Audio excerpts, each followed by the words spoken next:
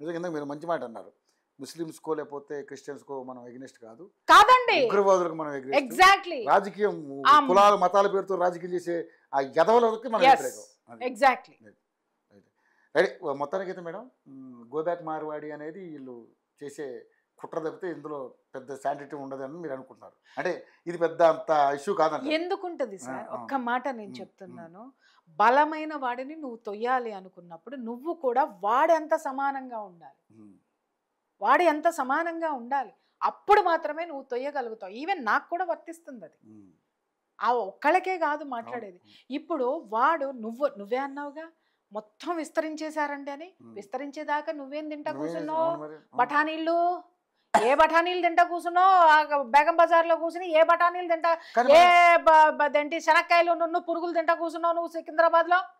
కానీ మరి వాళ్ళు మాట మాట్లాడారు మేడం, మీరు 2000 వస్తే తాగడానికే చూస్తారు తప్ప మీరు ఎప్పుడు మాలా సంపాదించేదని కొంత హేళనగా తెలంగాణ అది ఖండిస్తున్నాను, అది ఖండిస్తున్నా. ఎందుకంటే అది ఖచ్చితంగా ఊరికనే ప్రసక్తి, అది అహంకారం అని మాట్లాడతా. ఆ అహంకారం ఉంటే దాన్ని కోస్తాం ఖచ్చితంగా కోస్తాం. అదే అహంభావంతో మాట్లాడారంటే మళ్ళీ మనందరం కూడా మనందరం ఒకటవుతాం, తట్టాపుట్టా సర్ది పంపిస్తాం.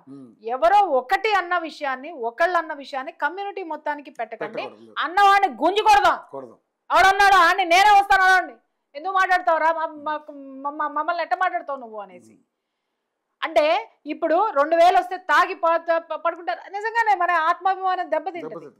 కానీ ఒక్కసారి మనం కూడా సింహావలోకనం చేసుకోవాలి. మన పిల్లలు పొద్దున్న ఎన్నింటికి లెగుస్తున్నారండి? ఎన్నింటికి లెగుస్తున్నారు సార్? ఆటోలు నడిపేవాళ్ళు కానీ లేకపోతే ఏ పని చేసుకునేటటువంటి పిల్లలు నా దగ్గరే ఉన్నారు. పిల్లలు రోజు వాళ్ళతోటి యుద్ధమే నాకు. అరే పొద్దున్నే 10ంటికల్లా ఆఫీస్కి రండి అంటే 11ంటికి వస్తారు. ఏంటంటే 9:30కి లేచినా మేడం, పొద్దున్నే మెలకు రాలేదు అంటే 9:30 పొద్దున్నే ఆడికి మెలకు రాలా. ఏం చెప్పాలి నేను? నవ్వుకుంటా. అప్పుడు మళ్ళీ చెప్తా, అరే ఫస్ట్ మన సమయ పాలన ఉండాలి. అది లేకపోతే మనం ఎదగలేము. ఎదుటాడు ఎందుకు ఎదుగుతున్నాడు అని అంటే ఇదే మార్వాడేవాడు పొద్దున్నే 4ంటికంటే 4ంటికి లెగుస్తాడు, 6ంటికంటే 6ంటికి లెగుస్తాడు.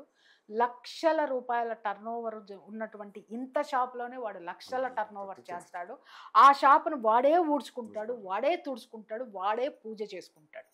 మళ్ళీ షట్టర్ క్లోజ్ చేసేటప్పుడు వాడే దిష్టి తీసేసుకుంటాడు, వాడే దీపం పెడతాడు, దిష్టి తీస్తాడు, షట్టర్ క్లోజ్ చేస్తాడు. అది కూడా మనం ఆలోచించాలి. మనకి వాడికి వచ్చినటువంటి 2 రూపాయలు, నేను ఇట్లాగే ఒక మరవాడి సోదరుని అడిగాను అనమాట. నేను ఇంటి గృహప్రవేశానికి పిలిచినప్పుడు వచ్చాను. నేను అన్నా భయ్యా 100 కోట్లు ఉన్నాయి ఆయనకి, చక్కగా ఒక ఇల్లు కొనొచ్చు. బడియా బాబీ చాలా బాగుంది ఇల్లు, చాలా బాగా డెకరేట్ చేసుకున్నారు, ఇంటీరియర్ బాగా చేసుకున్నారు, అది ఇది అని అంటే నేను అన్నా భయ్యా పక్కన ఖాళీగా ఉంది, నువ్వు కూడా కొనుక్కోవచ్చు కదా, బాబీ కూడా నాతోటి పక్కనే ఉంటుంది, హ్యాపీ ఉంటుంది నాకు కూడా, ఎందుకంటే వాళ్ళ పిల్లలందరూ మా పిల్లలతో బాగా ఇదిగా ఉంటారు, ఉండొచ్చు కదా అని అంటే నాన్న అమ్మ నేను ఇది ఎంత అనంటే ఈ 2 కోట్లు నాకు డెడ్ ఇన్వెస్ట్మెంట్, 2 కోట్లు నాకు డెడ్ ఇన్వెస్ట్మెంట్. ఇది నేను వడ్డీకి తిప్పితే నాకు దీని మీద ఎంత వస్తుంది? 2 రూపాయలు కమ్సే కమ్ వేసుకున్నా 2 లక్షలు వస్తుంది. 2 లక్షలతోటి నేను ఇంతకంటే ఎంత గొప్ప విల్లాలో నేను ఉండొచ్చు, 10 కోట్ల విల్లాలో రెంట్కుండొచ్చు. ఇప్పుడు మనం చేసే పని ఏంటి సార్?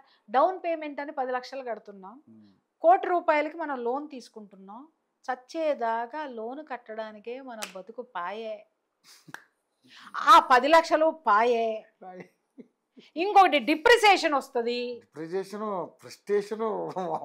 డిప్రిసియేషన్ వస్తుంది కాదండి. 20 లక్షలు మనం తీసుకుంటే 40 లక్షలు కడుతున్నాం. మనం ఎదవలమా కాదా? అదే 10 లక్షలు నువ్వు వడ్డీకి ఇస్తే 3 రూపాయలు వడ్డీకి ఇచ్చుకున్నావు అనుకుందాం, ఏది లక్ష చిన్న అమౌంట్లు ఇస్తే నెలకి నీకు 30,000 వస్తే 30,000 రెంట్కి హ్యాపీగా ఉండొచ్చు. నీ 10 లక్షలు నీకు మటసంగా ఉన్నాయి. అది మార్వాడి వాడు ఆలోచన. దాన్ని మనం అడాప్ట్ చేసుకుంటే అంతకంటే తోపులం అవుతాం మనం. అది చూడాలి తక్కువ. అదే సార్, మన తెలివితేటలన్నిటినీ రోడ్డు మీద పెడుతున్నాం. రోడ్డు మీద పక్కవాడు రెచ్చగొడితే రెచ్చిపోవడానికి మన శక్తియుక్తుల్ని ఖర్చు చేస్తున్నాం. అదే నేను చెప్తున్నా, ఇవాళ యువత ఆలోచించాల్సింది నేను ఎలా ఎదగాలి అని. ఈరోజు నిజంగా ఇవాళ నేను మాట్లాడుతున్న వీళ్ళందరూ అంటున్నారు కదా, ఏమంటే ఒక మార్వాడి వాడు కుటుంబం మొత్తం వాడి చుట్టూనే ఉంటుంది, వాడి పిల్లలు, వాడి బామ్మరిది ఆ పక్క పక్కనే ఉంటారు, అందరూ ఒకటే చోట. వాళ్ళ బాధ కూడా అదే మేడం. ఒక చిన్న విషయం నేను చెప్తున్నా, ఒక చిన్న విషయం చెప్తున్నా. మీరు ఇదే సికింద్రాబాద్ లో ఒక స్ట్రీట్ మొత్తం డైమండ్స్ మర్చెంట్స్ ఉంటారు. అదే రోడ్ లో డైమండ్స్ మర్చెంట్ ప్రెసిడెంట్ ఉంటారు. ఆయన మాకు మా ఫ్యామిలీ ఫ్రెండ్ అనమాట. ఆ కింద ఇంతే ఉంటుంది సార్, మన రూమ్ అంతే ఉంటుంది, అపార్ట్మెంట్ అనుకుందాం. మొత్తం 5 floors. ఒక్కొక్క ఫ్లోర్ లో ఒక్కొక్క బిజినెస్ సెక్టర్ అన్నమాట. అంటే డైమండ్స్ ఒక దాంట్లో ఉంటుంది, జ్యువెలరీ ఒక దాంట్లో ఉంటుంది, ఇట్లా ఫైనాన్స్ ఒక దాంట్లో, ఫైనాన్స్ కూడా ఉంటుంది దాంట్లో. 4 floorలు బిజినెస్ కుంటే 5వ floor లో ఉన్నటువంటి ఇంతే ఇంట్లో వాళ్ళు ఎంతమంది ఉంటారు సార్? 4 ఉంటారు. వాళ్ళ అమ్మాయి రామ్ చరణ్ మిసెస్ కి ఫ్రెండ్, క్లాస్మేట్, ఉపాసన గారికి. అదే ఉపాసన గారు ఎంత ఇంట్లో ఉంటుంది? వాళ్ళు ఎకరాలు ఉంటాయి వాళ్ళ ఇల్లు. మరి వీళ్ళు మళ్ళీ వాళ్ళు డైమండ్స్ ఇక్కడే కొంటారు, వీళ్ళే these people are doing that. వాళ్ళు ఏం పెంచుతున్నారు?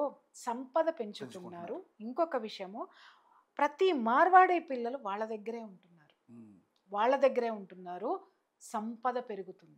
ఇవాళ మనం పిల్లోడు పుట్టగానే ఏ స్కూల్లో వేయాలి అని LKG నుంచి అప్పులు చేసుకుంటూ, క్రెడిట్ కార్డులు ఖర్చు పెట్టుకుంటూ, డెడ్ ఇన్వెస్ట్మెంట్ వాడు ఎడ్యుకేషన్ మీద చేస్తూ, అందరికీ కోపం రావచ్చు కానీ ఇట్స్ ట్రూ.